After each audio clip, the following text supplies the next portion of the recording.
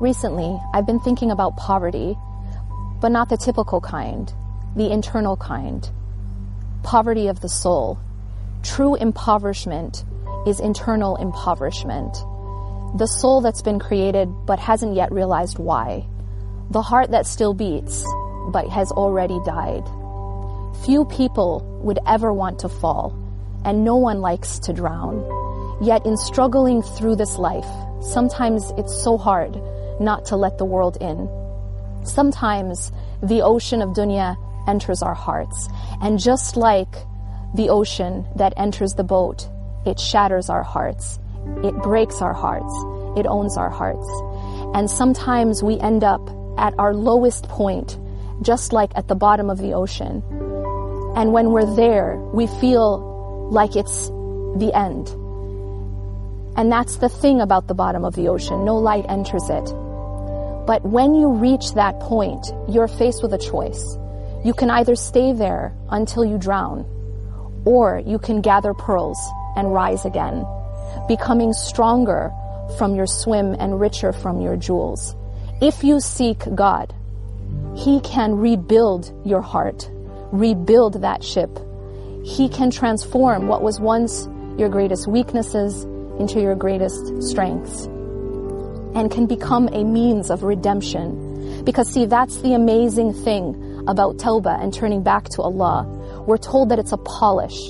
So not only does it clean, it actually can make the heart even more beautiful than it was before it got dirty.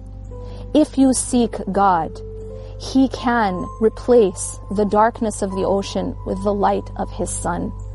Yet how can we get there when we're faced and we live in a world that is constantly bombarding us and commanding us to worship other things, to love other things as we should only love God?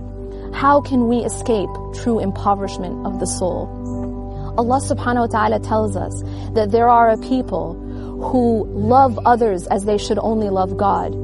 And yet when He describes the believers, He says, and He describes them as ashaddu hubban lillah. In order to escape true impoverishment, we have to be ashaddu hubban lillah, overflowing in our love for Allah. But you can't love something that you don't know, and you can't know something that you never speak to and you never remember. We have to speak to Him, we have to remember Him, and remember Him often. See, many of us believe that all we have to do is live our lives however we want, and then before we die just say La ilaha illallah. But see, the thing is that however we lived is how we will die. And Allah subhanahu wa ta'ala does not allow our tongues to say La ilaha illallah at death unless there is La ilaha illallah inside the heart. Unless we put Allah first in our lives, we won't be able to put Allah first in our death. And so in order for us to live a life that is full of the love of God, we need to put God at the center, and we need to not lose hope when we do reach that lowest point. And we ask God throughout our lives that every time we slip, to allow us to come back and to stand back up and to rise.